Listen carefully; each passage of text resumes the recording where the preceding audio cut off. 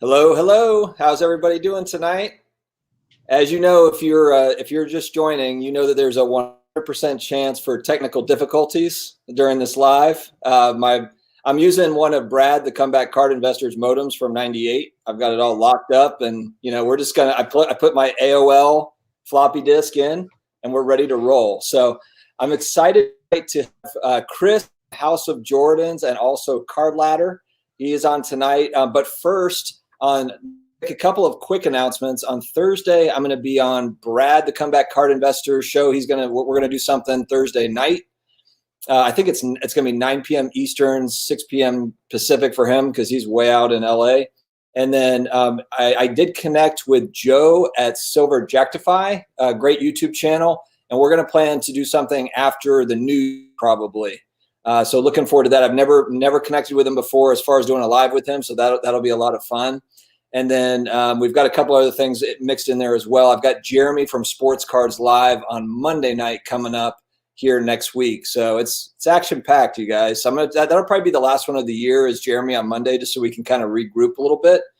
But let's go ahead and get into this thing. I'm going to bring on my guest, Chris. You have probably seen him. If you haven't seen him, check out House of Jordans. Go through all of the podcast and YouTube channel and check those guys out. Chris, how you doing, man? I'm doing well, Dustin. How are you? I'm doing good. Glad So to hear it.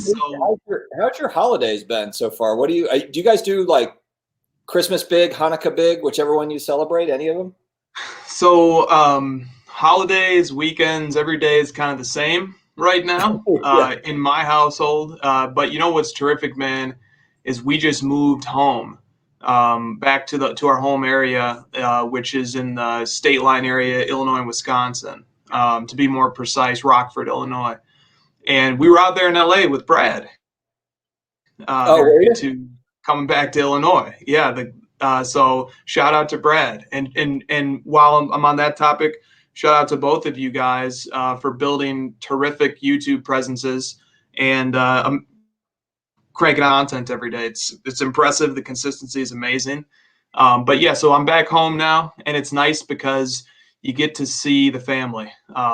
And that, especially during quarantine times and lockdown times and stuff, if I'm coming in from LA, like I don't feel comfortable going to see my family because I don't know if I'm carrying or whatever the case may be. So to be in the area, to be able to see them, it's pretty nice at this time. So, Oh yeah. but we're busy, right? And we're working. How about you? Do you have any special holiday plans coming up? We're pretty much locked down here. I mean, I'm in North Carolina, and I think it's actually still in place, but we have a curfew from like 10 p.m. to 5 a.m. or something like that.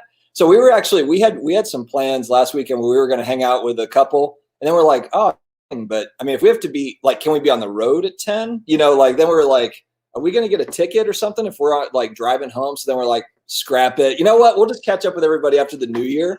So it's just like Zoom meetings and it's all that stuff. My mother-in-law is a wine advisor. She does these like wine tastings as like a side gig, side hustle. And she's been great with these like virtual wine tastings. I'm like, you don't even have to leave the house anymore. She's got like 50 people on like a live like this, and she's going through all these different wines and stuff. So yeah, I mean, we're just going to lay low. I wouldn't say we do like Christmas huge, but what's nice is we do have a lot of family nearby. I have a lot of my wife's family is nearby here. So yeah, I mean, we don't have to go far to at least be around some people. Let me say, I don't know her, obviously, but I feel like I know her now because I can tell she's a creative spirit. Your mother-in-law, she created those paintings, the Luka painting, right? Yeah. Right.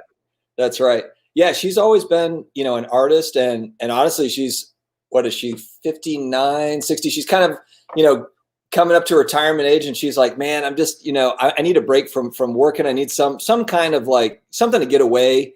And I'm like, and that was kind of where, in March I got back into, well, I shouldn't say got back into YouTube. I started YouTube. But that's when I was like, you know what? I need a better backdrop. I literally started like episode 1 is like white walls. It looks like I'm in like a prison. I mean, it's bad. It's really, really bad. So I was like, I've got to spruce this thing up. And there's people that were commenting like, hey man, like why not have some cards on a shelf? And I'm like, yeah, but I feel like other people do that. And then like, will it look good? It's just like white walls and like a little shelf for the, like I need to do something better than that. So that's where she was like, that kind of came together. Where I'm like, could you do this? Like, here's a picture of a card. Could you, recreate it in your own image, type thing? And she's like, absolutely, let's give it a shot. So yeah, it's been awesome. They've turned out great, and I'm proud of it now. Now I'm like, this is the studio. It went from like, the guest bedroom downstairs where I make videos to like, all right, we've got like DJ lights and all sorts of stuff, man. We're fancy. Yeah, I love that. I wish someone would paint me a card, but I don't see that happening in the future. But instead, I'm in a dungeon somewhere Yeah. with a Luka jersey over this shoulder and an awkward shadow over the other one that I should have designed better lighting for. I know. I've watched so many of the YouTube videos of like how to get your lighting right and everything. And then I was finally like, you know what? I'm just going to do the best I can and just hope that, if people are hung up on like the shadow underneath my chin, then we've got bigger problems, Yeah, at a certain point, you just got to do it. You just got to do it. Yeah. That's what it comes down to. No, absolutely. Well, good. We'll kind of do the obligatory walk us through kind of, there could definitely be some people here that, I know you've kind of made the rounds in other channels, but there could be people here that don't know you. How did you get back into cards and then also into, content creation with House of Jordans, and then that, brought you to Card Ladder, et cetera? Sure. I'll try to keep this story as brief as possible. I collected as a kid, and being from, broadly speaking, the Chicagoland area, when you're there, you're a Bears fan and a Bulls fan and a Cubs fan or a Sox fan. And for my family's Cubs fan, you're just born into it. There's not a choice. So obviously I had fandom on those levels. I also loved the Houston Rockets, and basketball was my favorite sport. Hakeem Olajuwon was my favorite player as a kid. So there was a natural dovetailing between collecting cards and being a fan of sports. Then I hit middle school, got into other things. So I collected, up until I was maybe 12, 13 range, something like that. So I collected through the mid 90s to the late 90s. Never could afford anything good because I'm just a kid. But, I was aware of the great cards out there. And I had my one aunt and uncle gave me the same birthday present every year. It was a subscription to Beckett Basketball for the year. So I always read the magazines and stuff. Okay, then I went away from cards, and honestly, I put them in a box. I didn't think about them for a good 20 years. I hope my math's adding up, and I'm not going to end up being like 60 years old by the time I'm done telling this story and all the numbers get crunched. But yeah, it must have been about 20 years because I came back into cards in 2016. So I was a non-traditional college student. So like right out of high school, I went into the music business. Then I went back to school. And so I graduated college at the non-traditional age. And I graduated in 2016 when I was 29, about to be 30. So I'm going to cut you off real quick because I graduated when I was in 2015 at 35. So like awesome. I started as an 18-year-old and I finished at 35. So like my dad always jokes with me like it's a 17-year bachelor's, but I was not going the entire time. But I did other things. But maybe you just like to party a lot or something. I don't know. Life comes at you fast. But anyway, go ahead, dude. I'll tell you, I would love to be in college for 17 years. I love learning. I love the environment. I love the campus environment. But I digress. So in 2016, I knew I was going to go to law school, but I was taking a year off, studied LSAT, stuff like that. Came back home for a while, and what do you know? My mom asked me to go through my old stuff, including my cards. I start going through the cards. Before you know it, I've got them all laid out on the floor. I'm running around to Walmart's buying thousands of top loaders, putting 5-cent cards and penny sleeves and top loaders, organizing everything. And somewhere along the line, I discovered eBay as a vessel for buying and selling cards. And as soon as I saw value and that you could get graded cards, and then I started going to the local card shops, and I had a bunch of Pokemon cards, and I tried to sell those as a set, and some guy lowballed the heck out of me at a shop. So I said, okay, I'm just going to sell these myself. And I said, hey, selling stuff on eBay is really fun. And I'm having a great time doing this. So, why don't I just start selling some of my cards and save a little money and maybe buy some new ones and buy something graded? I always thought the slabs from day one, I thought they looked so cool. So I started selling, bought a couple of graded cards. I faced a big choice and I was non-committal at first, but I was like, who am I going to collect? Am I going to collect my favorite player from childhood, which is Akeem Olajuwon? Am I going to collect a bunch of different guys? But my heart and my gut and my brain were all telling me Michael Jordan is the one to collect. Regarded as the greatest player of all time. I definitely regard him as the greatest player of all time. And that's kind of who I want to collect. Even if I can only get a couple of cards, it's going to take me a long time to get involved with it. That's just kind of what I stood for. I wanted to collect the best. So now, started collecting. Were you talking about, like, were you looking into, like, when you first started it, was it like, I'm going to get some big cards of this player? Or was it like, I'm going to have a lot of like 1989, 90 hoops cards? Or, like, how did you get in, like, or like when you initially got in, were you like, I'm going to get one of these like badass inserts, at some point? Or did you kind of just, did it evolve like that? It evolved. So, I was happy to get any slab. So I was buying PSA 9, 1991-92 Fleer. Like there's a base card and a number of different subset cards that Jordan has in that product. I bought all of them in a PSA 9 for like $5 a pop. I was just thrilled. Just every mail day was just literally exhilarating. Like a kid. I just felt like a kid.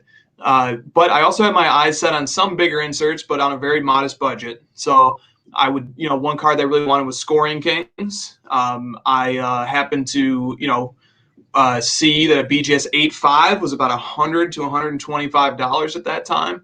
And so I just, waited around, watched a couple of eBay auctions happen, and then I decided to bid on one myself. And the way that my heart was pounding on that first auction and then winning the item and realizing I had committed myself to pledge, to pay $125. I mean, it was just an absolute rush.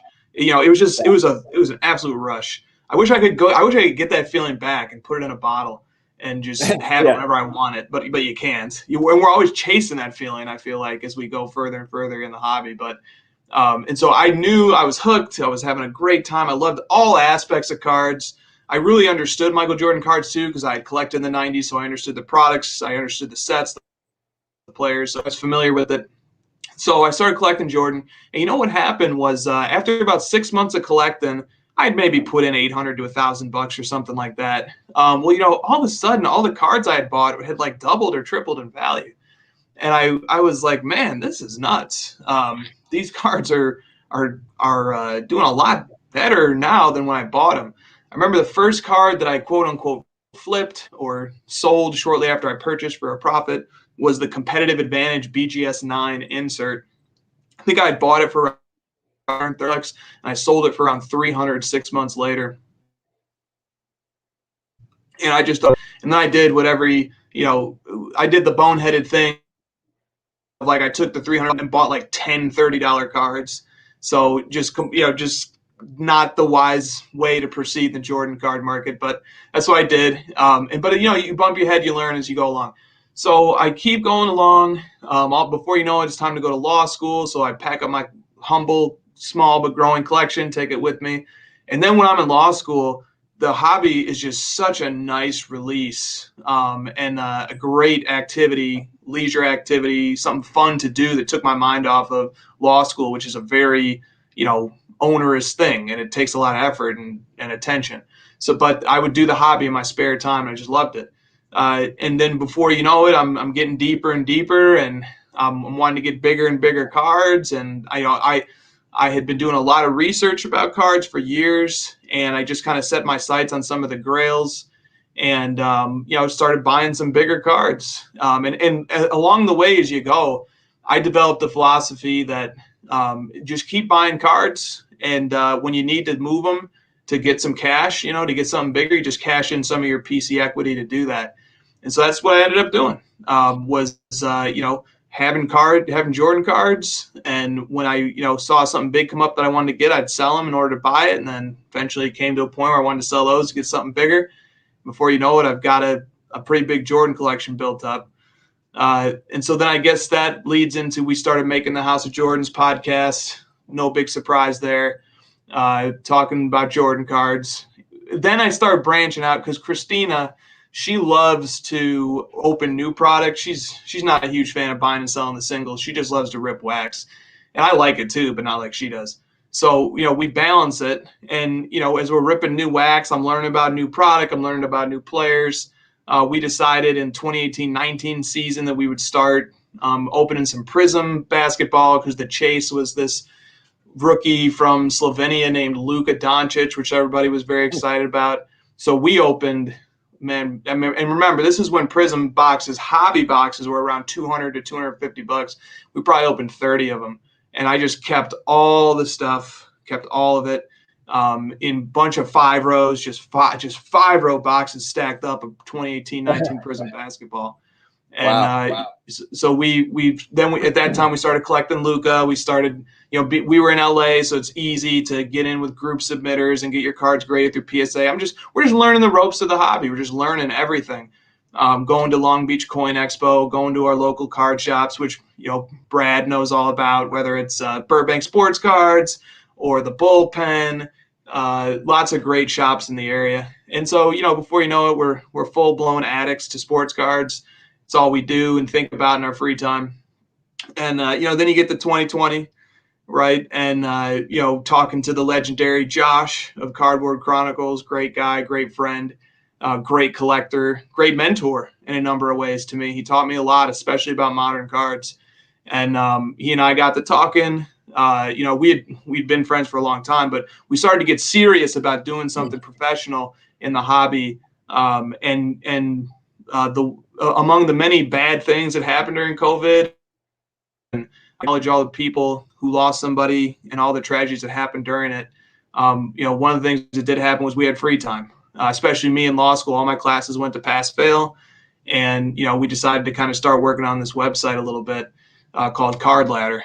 And, we decided, okay, I think we have a minimum viable product. Let's go ahead and launch it. When should we release it? Oh, well, Josh collects LeBron. I collect Jordan. How about June 23rd? So we released on 6/23. Nice. And then somehow it's now December 2020. So I hope I wasn't too long-winded there. That's a long and the short of my story. No, that's great. So I wonder, is there kind of that point where if you had the opportunity at a PMG green, would you push all your chips to the middle of the table? I mean, now they're selling for crazy money, but I'm just saying, like, if someone was like, hey, I want all your stuff, I'll give you a green, would you do it, or would you have to think about it? Well, I believe a PMG green far outweighs the value of our collection. So this is a pure fantasy, but supposing that I did have cards that were roughly equivalent in value to it, it'd be a really tough call because there's great stories behind the cards that we've got. And PMG green is such a grail. It should belong in the collection of somebody who's in a different tier than I'm in. That's for a higher tier collector than me. But we did have Christina and I did have a discussion to this effect when the PMG green altered authentic PSA slab hit PWCC in February of 2019. We did talk about it. We said, hey, if we sell every card, and we take money from this account and this account and this account, and maybe we get a couple loans, we could probably get this card, maybe. Should we do it? And we ultimately decided against it. Back then, that card sold for $350K. We just had one sell for $962K. But right. This one that sold was not altered. It was just PSA authentic. So, you look back and you say, man, $600,000 over the course of a year and a half, that ain't too bad in terms of appreciation. But still, I enjoy the having pieces to the collection. I just enjoy that too much, and having flexibility too. It's like, hey, if I need to sell 2 or 3 cards so I can get one nice one, I can do that. Right. Just have one massive grail. I mean, the respect that it gets you is tremendous, and the prestige of owning a PMG green is phenomenal. But honestly, it doesn't even, I shouldn't even be in consideration for something like that. That really belongs in a collection of people like Nat Turner, Stephen Go, the great MJ collectors like that. I feel a little bit cheated because, like, when I was collecting, it was really like 89, 90 hoops. It was like the 89 to 94 stuff, which they printed like 10 billion of those. Well, actually, tell me though, Is there an insert from those years, that was rare? Because I don't remember ever chasing it. And I have Jordan cards from that time period. I've got the box downstairs from my mom that's got all of it in there. But I don't ever remember as a kid like opening packs and being like, man, there's one insert, like I can't remember there being a chase card like that. I don't think that there was between like 89 and 94. And then at the end, like in the PMG stuff, at that point I was out. I was too old for it at that point. Yep. So yeah, I hear you. So like 92, 93, you had the Fleer Team Leaders insert set, which was a popular set, and it was it was rare. It was rare. It was fairly rare, given the time it was rare, and it was very condition sensitive. And then 93, 94 was when you started to see incredible all foil inserts, like 93, 94 Scoring Kings. That was the first Jordan insert I bought when I came back to the hobby. Ultra, Power in the Key, stuff like that. 93, 94 is really when you started to get these sort of like box hits. Like those cards were both inserted, basically one per box. Series 1, I think, was Scoring Kings, and Series 2 was Power in the Key. So then you started to get these like one per box hits. And like, so to get the Jordan, if it was like a 10 card set, you had to go through 10 boxes. And, that now you're starting to get some scarcity, and it's not so easy to get your hands on them. 93, 94 is really that. People will tell you, and it's true, 92, 93 had like Beam Team, Stadium Club insert, stuff like that. But 93, 94 was, I think, when inserts really started to hit their stride, in my view. Now, kind of on the back of that conversation, and I can't imagine a day where like, the Michael Jordan legend wanes, where people kind of forget about him. And I think that, with the documentary, you had a resurgence for sure. But I'm sure that people back in the 60s didn't think that Wilt Chamberlain's legend was ever going to wane either. Like, and then like Bill Russell's got 9 titles, and like I just wonder, like, and I always think that 86 Fleer and the PMGs and stuff, they're always going to be relevant. I don't think he's just going to like go off into obscurity or anything. But do you think that could happen over time, or will happen, where you've got LeBron Jr. or whoever that next guy is in 10, 20, 30 years that lights the world on fire? What are your thoughts on that whole thing, if you have any? Oh, yeah. No, I think that's inevitable. Even when we have record books to look at, we have documentaries to look at, we have footage to look at, you just can't replace the experience of growing up with and idolizing certain athletes. That's my experience with Jordan. I mean, no matter who would come into the NBA, maybe a player could come along who could surpass him. I don't think it's likely, but it could happen. But excuse me, but for me, it wouldn't even matter, because I have that experience, that nostalgic connection to collecting Jordan. And when you look at the Jordan market, to give you an anecdotal example, the demographic is very different than other markets that I now dabble in. So for Jordan, it's a lot of guys like us in their 30s, maybe in their 40s, guys who grew up watching Jordan play. Many of them are serious professionals starting to get to advanced stages in their careers. And like when you look in the different group chats that I'm in on Instagram, for example, there's a Michael Jordan group chat. It's all very serious people. There's doctors, dentists, lawyers, accountants, Wall Street guys, all in this chat. And they all type very professionally, formally. Every sentence is properly punctuated. They separate their paragraphs out. It's just a very clean, professional thread.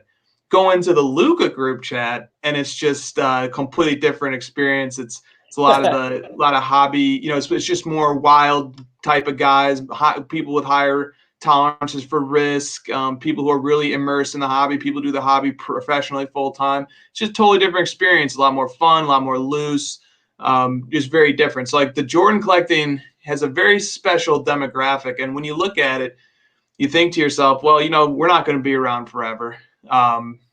So if there is going to be a lasting prestige to Michael Jordan, it's going to carry on through his brand, through his shoes, through the marketing of his company, through his affiliation with Nike, through the historical impact and how history looks back on him. And it's also going to be, carried on in the hobby by the importance of Zen and sort of the historical importance of some of the cards that he was featured in. So that's the thing too, is that like there are some things that can carry Michael Jordan above and beyond, just his own legacy and his memory, like to give an example, the T206 set. I couldn't tell you a single Honus Wagner stat, but I know about that card because it's so important to the hobby's history. So, but to get to the heart of your question, so on the one hand, like I think Michael Jordan collecting has a long ways to go still, as the 30s and 40 somethings become 40 and 50 somethings and 50 and 60 somethings, and they start to hit their peak earning potentials in their early 50s and stuff like that. I think that the market still has a lot more competition yet to come in front of it, and it's going to get tougher and tougher to get these cards that we're all chasing. I think that's probably true. But on the flip side, I think that there is an expiration date on all of this. Well, I know that quite literally there is. And I'm not quite sure. I'm not quite sure if there will be a group of people who want to take the baton and carry the Michael Jordan collecting legacy, or if they're going to be more focused on their own players. There's not too many guys our age who are collecting Mickey Mantle and stuff like that. But nonetheless, man, those cards do pretty well. So I don't know. It's a mixed bag. Wouldn't be a total shocker to see that there would be eventually down the line, there would be some loss of interest in collecting them. But I think that's kind of the way that any collecting of any player is ultimately going to go.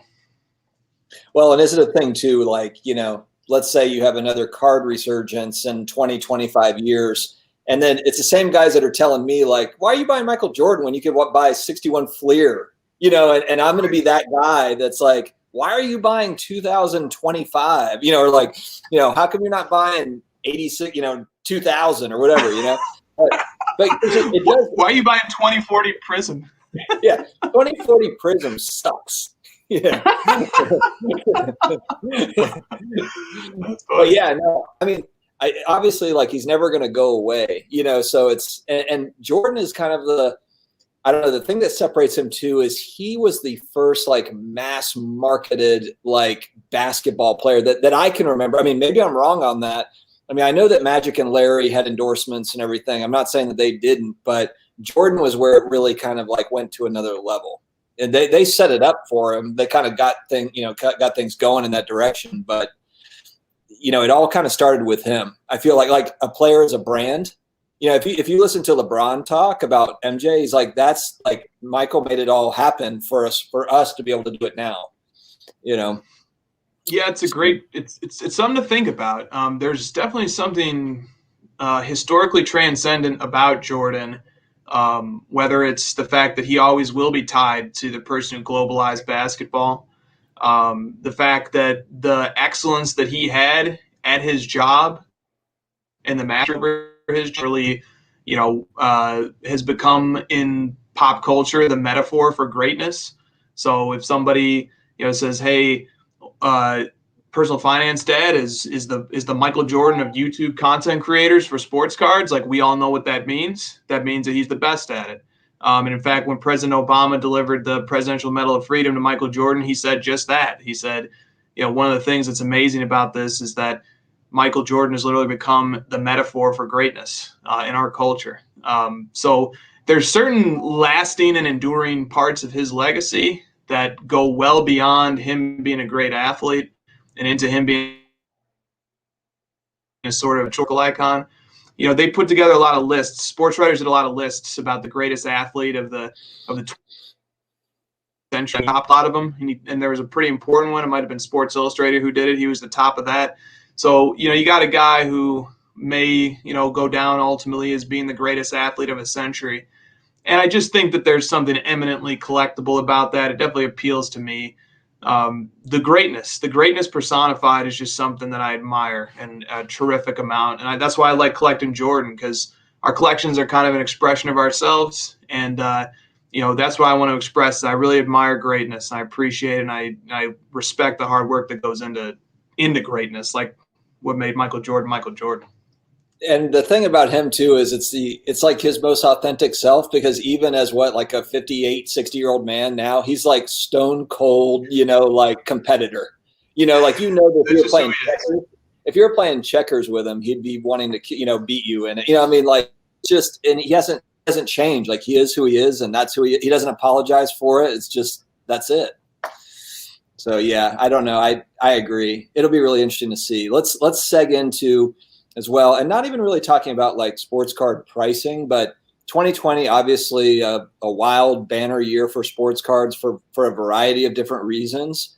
What's kind of your, 2021 outlook or even, a couple of year outlook? And again, like not necessarily price wise, but just, maybe hobby innovations or hobby changes or anything about, anything that you see, new product pricing is through the roof. You just talked about like 2018 Prism hobby boxes at $200. Like, is that ever going to happen again? Is it, or do we have to wait till like 2040 Prism for it to be, $200 again? Terrific questions. One thing I will talk about, it does involve the market a bit, but I think it's insightful and it speaks to the hobby. In 2020, we saw two big market retractions that were very scary to people, definitely to me. Maybe it's just because I'm a guy who literally looks at tens of thousands of eBay sales every day. But when I was looking at these things, it was very, very scary. So the first one was the sort of buying and spending freeze in the hobby that happened for about the first month after COVID-19 stay-at-home orders began. We saw some phenomenal things happen, data point of view. Like, I think on one day, something like 50 Devin Booker Prism PSA 10 rookie cards sold. That number is a guesstimate because I don't have the exact one off the top of my head, but like there was a day in mid-March where that happened. Like people just absolutely dumping their collections because they got extremely nervous. And the hobby, was looking pretty bearish. It was looking pretty bearish. But as we all know, things turned around quite a bit. Some people attribute it to the stimulus packages that were passed. I think there's some truth to that. Some people like myself put an emphasis on The Last Dance and how that documentary coming out corresponded with a lot of people coming back to the hobby. I think there's some truth to that. People emphasize that after a while of being under stay-at-home orders, people suddenly had this surplus money. They were still working. For those people who were fortunate enough to telecommute, they were still working, but they weren't able to go out to eat. They weren't able to go to video to athletic performances. They weren't able to go to movies. They weren't able to go out and buy stuff. So all of a sudden they have some extra money. People are looking for sports entertainment. So all of a sudden they're watching breaks on YouTube and stuff like that. And I think the hobby actually had a period of phenomenal growth during the beginning of the stay-at-home orders. Then the NBA season resumed. All those new people who had been back in the hobby were just speculating like crazy on the prospects and the vets. Active players, though, were being speculated on like crazy. And then you had the first domino to fall, I think, with Giannis and the Bucks early from the playoffs. And that corresponded to a massive, once again, retraction in prices, where in the case of Giannis, his Prism PSA 10 lost half of its value, literally half of it. But he wasn't the only one. Even Anthony Davis cards experienced a retraction from their all-time highs that were set in August, and he won the championship. So nobody was immune. The hobby just had a hobby-wide pullback in most sectors. And once again, it was a very scary period, and I was just like, how are people going to respond to this? Are people going to be okay with this? Do people like sports cards like me? And if they lose value, they don't really care. They're just loving this hobby and they're going to find their way in it and they're going to persevere. Or are people going to bail? What's going to happen? And what ultimately happened was people persevered. And now here in December 2020, we're in, yet another unprecedented bull run in the hobby, especially when it comes to basketball cards. Now, football cards is a slightly different story. I've personally been on the losing end of having bought some active players. I bought some nice Christian McCaffrey cards. I know those are probably only worth half of what I paid for them going into the season. That happens too. That's healthy. I hate it that it happened, but I still love the cards. I'm still keeping them in my PC for the long haul as I always intended. That's healthy. Everything shouldn't be up and to the right.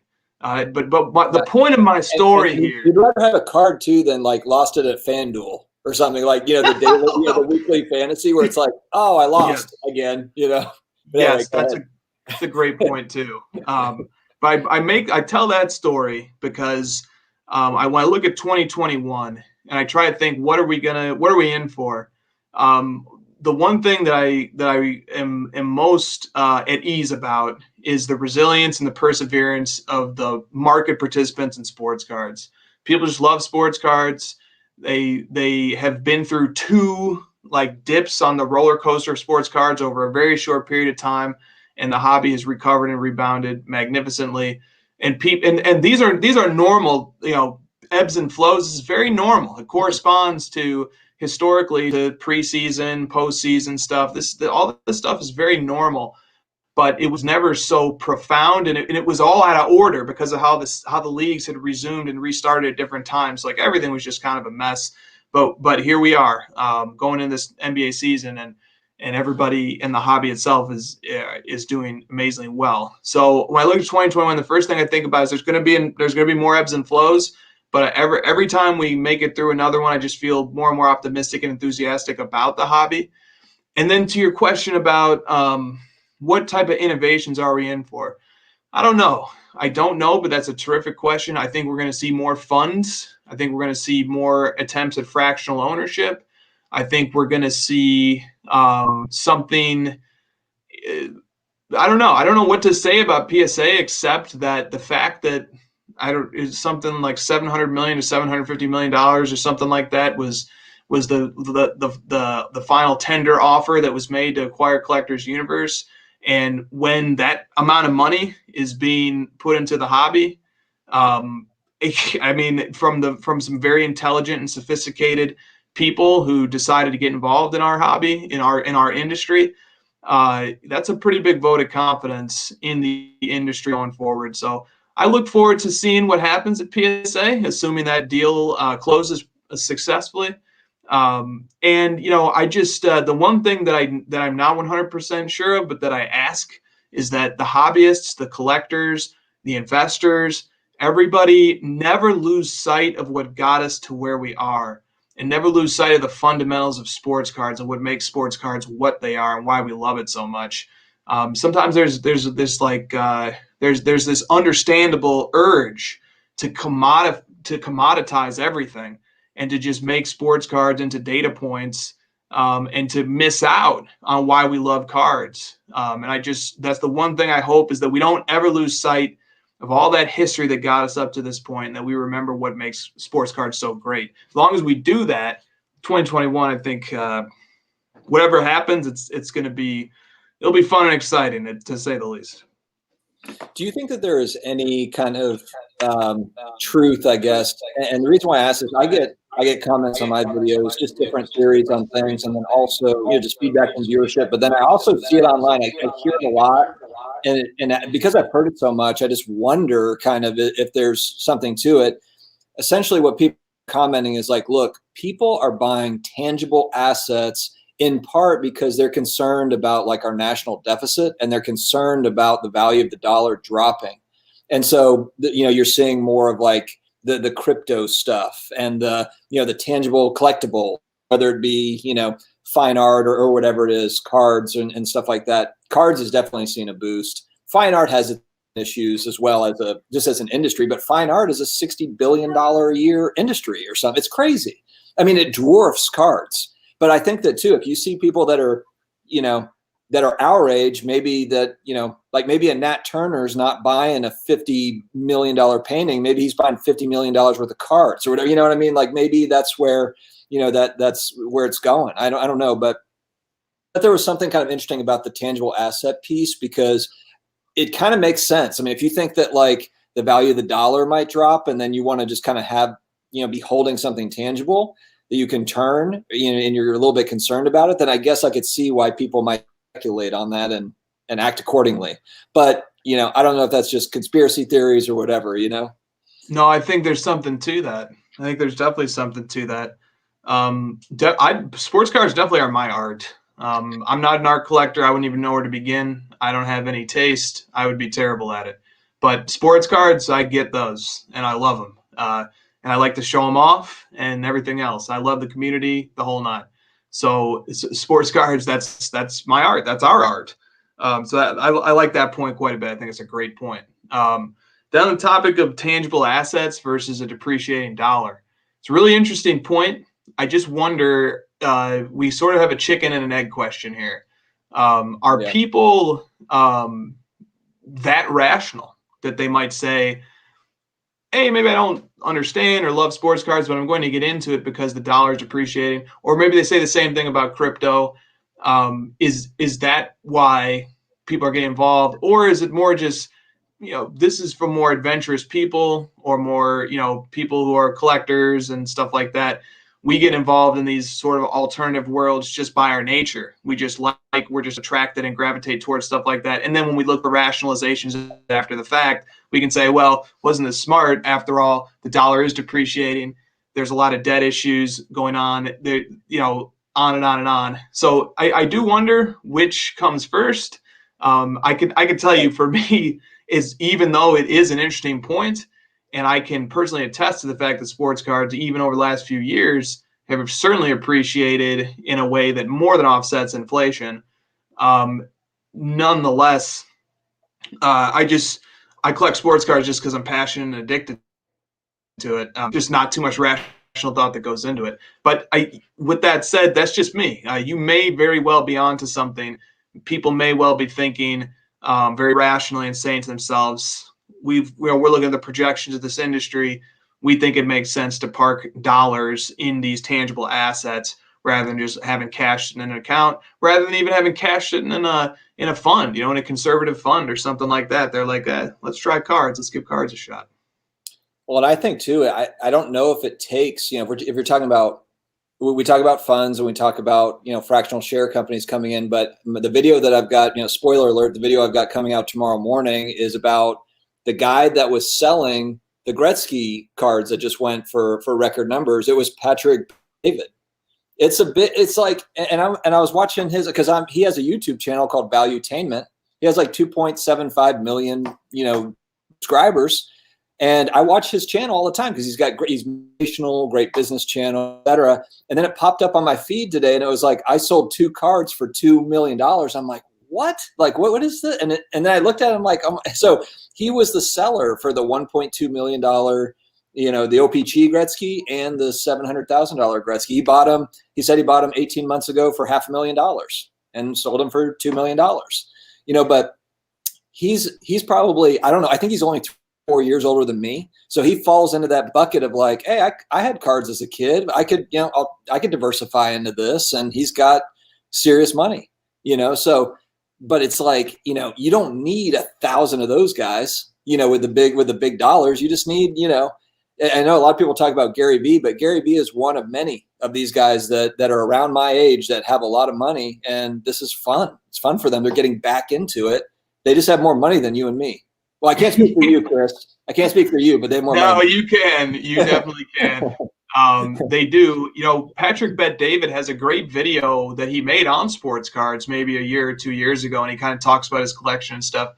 The flip side of it is I do wonder why he sold. Why did he sell now?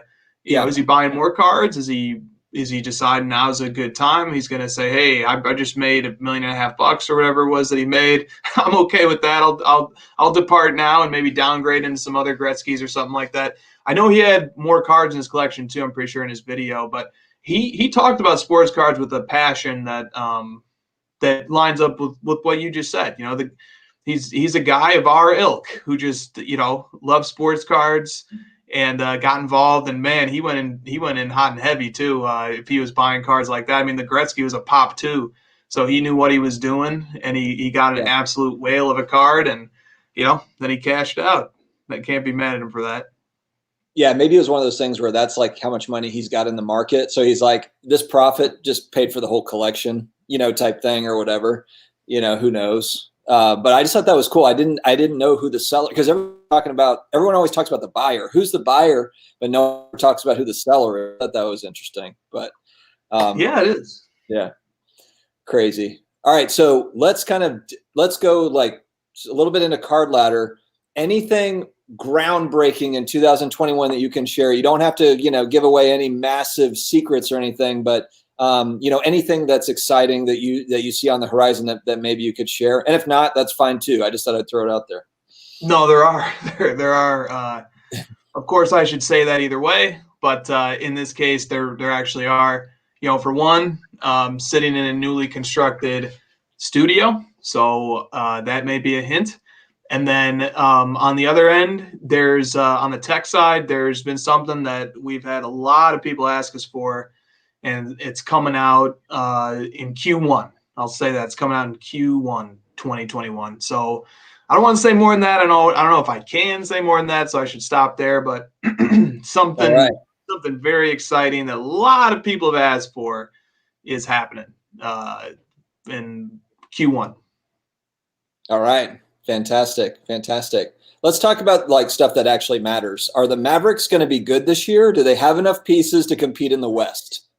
Excellent question. So, I've been watching the preseason, and since the preseason is going well for the Mavericks, I'm willing to make all sorts of extrapolations based on that. Yeah. Josh Richardson, I believe, is 8 of 10 from 3 through his first 2 games. And that's because he's been put in a terrific catch and shoot position by playing alongside Luka. When you have a guy who can make open threes like the way he can, that's all you need to play alongside Luka on the offensive end. But the way that he's a nice upgrade from the player that he was traded for, which is Seth Curry, and the Mavs got a draft pick out of that deal. But the way that he's a significant upgrade is that his defensive capabilities are fantastic. And so he's filling a very big hole that the Mavericks felt last year. So the Mavericks last year in offensive rating were first in the NBA, and they were actually first of all time. They had the highest offensive rating ever. Defensively, they were 18th. Now, I heard Rick Carlisle talking about this. In recent past, there has never been an NBA champion who wasn't at least top 10 in both offense and defense. So the Mavericks decided, hey, our offense is great. Even if we lose Seth Curry, who's one of the top, 3-point percentage shooters of all time, okay, even if we're only a top 5 offense, let's say, if our defense upgrades to being in the top 10, all of a sudden we feel like we're a competitor. That was the Mavericks' point of view. And then they went out and they added James Johnson, who's, supposed to be kind of an enforcer type of guy. I think that's not a fair summary of all the things that he can bring to the team, but definitely that seems to be part of the understanding is that the Mavericks toughened up a little bit. That was also part of the reasoning behind getting Josh Richardson as well. And then the Mavericks in the draft, they took 2 big athletic wing defenders, Tyler Bay and can't remember the guy, Josh Green out of Australia. So they're obviously hoping that those guys develop into 3-and-D guys in the same mold as Josh Richardson, except they're a little bit bigger than he is. That once again, you can see through their draft strategy what they're trying to do. They also picked up a very exciting player, Tyrell Terry, out of Stanford. The guy got a perfect score on the NBA's equivalent of the Wonderlic test. So obviously a sharp cookie, good shooter. Some people have likened him to Trae Young. Obviously that's generous. He was taken, I think, 31st in the draft, so we should moderate our expectations, but one can see how he might sort of be in the mold of Trae Young. So the Mavericks made some quiet moves, no big splashes, but all of a sudden through 2 preseason games, I'm seeing Josh Richardson making 8 of 10 threes, being a great catch and shoot type of guy. Luka out there, when games don't matter, when they don't go into the win and loss column, you rarely see an effort out of Luka. You can look at his All-Star game appearance last year. You can look at him in the rookie and stars games from the last 2 years.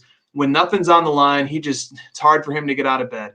But even as the preseason games go along, he gets fired up and eventually starts playing hard. I think he had like 27, 8, and 4 in 29 minutes last night. Yep. So, he all of a sudden he's looking like himself. Some people are commenting that he's out of shape. Somebody asked him about it after the game. They said, Luka, don't know how to put this, but people on Twitter are saying you're fat. And he basically in his thing, he's like, I've never been the most muscular guy. I might not be in the best shape, but don't worry about it. I'll get back to it. And we see this with like. He's like, yeah, but did you see James Harden?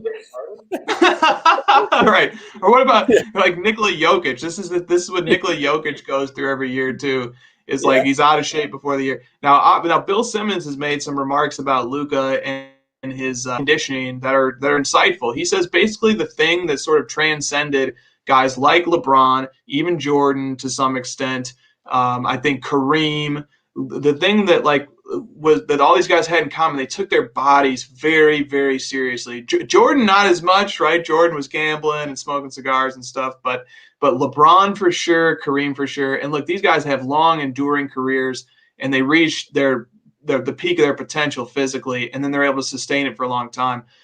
That's what I'm looking for out of Luke. And when someone is with as big of a platform as Bill Simmons says it, I think somebody close to Luka has heard it. And if they weren't thinking it already themselves, or passing it on to him, hey, look, if you really take your conditioning and your physical, conditioning seriously, that might be something that can even elevate you even higher. So we're in a weird situation. Obviously, we just had a shorter offseason than we thought. And maybe that never will be Luka. Maybe that'll never be his style. I don't know. But that is one thing that leaves a little something to be desired. I'm not on the whole Luka's overweight thing that people are on. I believe if I showed people photos of Luka in the bubble and Luka from his first 2 preseason games and I said which one's which, I think some people wouldn't be able to tell you. But nonetheless, he is a little bulky. Part of me wonders, did he actually try to bulk up because he got sick of people thinking they could just bully him a little bit? But that's a cause for concern. But on the flip side of the coin, some results just came out today. I guess they asked 8 front office executives in the NBA. ESPN did. They asked them, who's going to win MVP this year, and they had Luka as the favorite. And most sports books have Luka as the favorite to be MVP. So there's a lot to look forward to with this season. It's going to be a very exciting season for Mavericks. I like the way they've looked against the Bucks, man. I really do. I think Josh Richardson is a huge piece for them. And I think when they get Porzingis back, at that point in time, that team becomes very scary. But with that said, we'll know a lot more after we've seen a few weeks of the NBA regular season, and we kind of see where they actually do stack up. Yeah, if you think, Luka's game is not Michael Jordan and LeBron's game. He has he takes his time on offense. He's not a high-flying, type athlete. He literally just, out kind of finesses you with his weird little drop step stuff. It's all footwork stuff. So does he need to be top flight athlete, shape wise? Probably not. But I do think that'll come with age though. He's also a kid, and it's probably kind of you know what? I'm a kid. I can eat what I want. I can get away with it. When he's 25, 30, and he's, kind of and then he's thinking legacy. Because right now, I don't know if he's thinking legacy really. He's too young. He can't. But once he's got 5, 7, 10 years in the league, then it's going to be I want to win championships. What do I need to do in the offseason to win championships? I think that's where there'll be a switch with him, assuming he's got that long, 15 to 20-year career that we all hope for. Yeah, were you sad about Giannis re-signing with the Bucks? Is that being a possibility? Everyone was kind of talking about the Mavs, the Heat as maybe destinations for him. Do you think he would have, or do you think it would have been too much to give up and then it would have been a disaster? Yeah, it's an interesting question. So the Mavs do have around $34 to $38 million in cap space for next preseason. For next offseason, when a historic free agent class will commence that includes Kawhi and lots of other people, assuming they don't re-sign. I don't think Kawhi can re-sign because he's in an option year. But But on the topic of Giannis, was I hoping that Giannis might come to Dallas? Everybody was harboring that hope. The Los Angeles Lakers were harboring that hope. The reports from Brian Windhorst and others were that the Lakers were waiting to sign Anthony Davis and LeBron on the chance that they might be able to get Giannis to come there, and then they would work around that contract structure.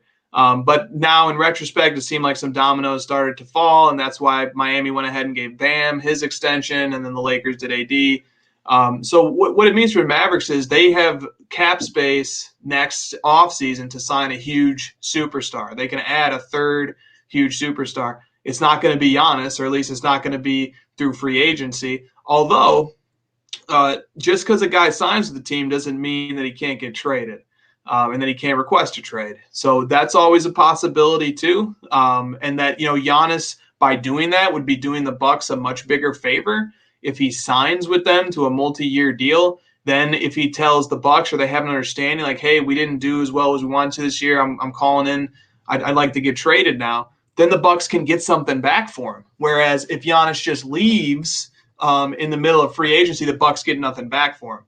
So there's always that potential there too. But I think the overwhelming likely situation here is that he's going to be in Milwaukee. And I think that's good for the league. I think that's good for the Bucks. I think it's good for competition. But, man, of course, there was a part of me hoping he'd come to Dallas. I think if he did, they instantly become the title favorites. So, or at least they come close to it. I don't know. Most analysts would probably say Luka and Giannis are two of the top 5 players. Most would also say LeBron and AD are two of the top 5 players. And many people, I think, have both LeBron and AD ranked higher than Luka and Giannis. So actually, I should take that back. Maybe the Mavericks wouldn't even be title favorites. But, on the other hand, I'm looking forward to seeing if the Mavericks can do it without assembling, a monster super team. Let's see if they can do it with what they got, because they just might be able to. Yeah. No, I hear you. And you got to think too, I mean, at some point when LeBron's 57 years old, he'll retire and the rest of the league can win a championship. Here's hoping. Not necessarily win a championship, but at least go to the finals. The guy always goes to the finals, He sure does. I was going to ask you too. I know, big Jordan collector, you're a big, Luka collector. Have you also bought into vintage stuff or diversified there? I know you've been really laser focused on what you've been collecting, but in the last year or even the last few years, have you also been like, you know what, I'm going to pick up an Oscar Robertson rookie, or I don't know, something else, have you gone there yet? Or do you have any, feelings to do that? Or are you kind of like, nah, I like what I like? Yeah, I might. To answer the question, no, I haven't picked up any vintage. I do like vintage though. And I like the aesthetic of vintage. I like what it stands for. And ever since I started working on Card Ladder, I've added cards to my PC like Randy Moss, Topps Chrome base, BGS 9.5, and I added Aaron Rodgers, Bowman base, BGS 9.5, and I added Mike Trout, 2011 Topps Update, BGS 9.5, and Christina picked up Ovechkin's Young Guns, PSA 10.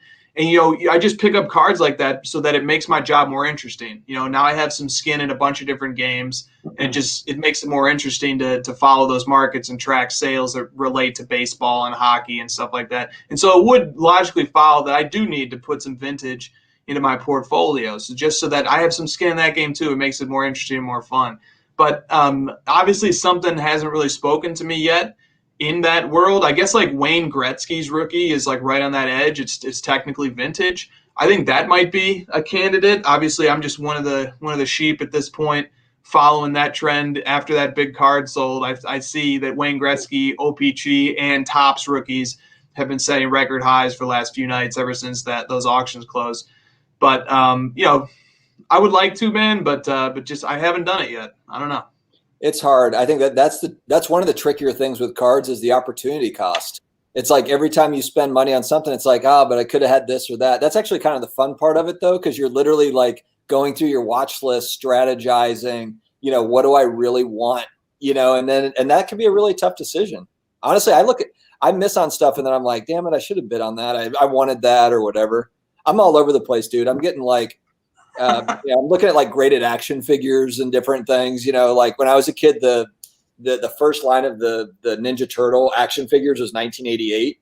And I remember for me, that's I can see it in my head, being at the Kmart when Kmart existed before Amazon put it out of business along with everything else. But, that for me, that's a thing. So I bought up some inbox, Donatello, Leonardo and whatever. But I was just that's kind of a cool thing. Even if my kids one day, get them graded or whatever. And then, if they want them down the road, I'm not spending huge money on them. It's not like they're $1,000 or anything, it's $80 or something, there's not a lot there. And it's definitely a nostalgic thing for sure. So, yep. It's all about the opportunity cost. Well said. We're about to hit that hour mark. We'll probably wrap up pretty soon. But anything else that you want to throw out there? I will say too, guys, check out the Card Ladder Data Tool if you haven't already. Also, Chris's House of Jordans. And then I think there's also other content things that you guys are working on as well. So definitely, if you don't already know Chris, I know a lot of you do, but I was watching the podcast long before I had a YouTube channel. So definitely check out all the House of Jordans episodes. But Chris, anything else you want to add before we to sign off here in a few minutes? Not really, man. Thank you for having me on. I am one of thousands of voracious consumers of your content. I just want to say keep it up. And this thought occurred to me in the beginning. I remember the Facebook post you made because I'm in some of the same groups you are of your very first episode. I remember it. I remember you promoting it. I got lit up. But I subscribed. And I said, this content is fantastic. I do have a question for you, actually. What is your take on the hobby content landscape scene right now? You're a very important part of it. What's your take on it? Where do you see it going? How are you enjoying it or not enjoying it? Different aspects of it. I'm just wondering what your take is on hobby content right now and going into next year. I'm probably a weirdo, but I watch more hobby content than I watch like Hulu and Netflix or anything else. Like we could cancel that stuff. I don't watch any of it. I literally I'm subscribed to like 50 different stations.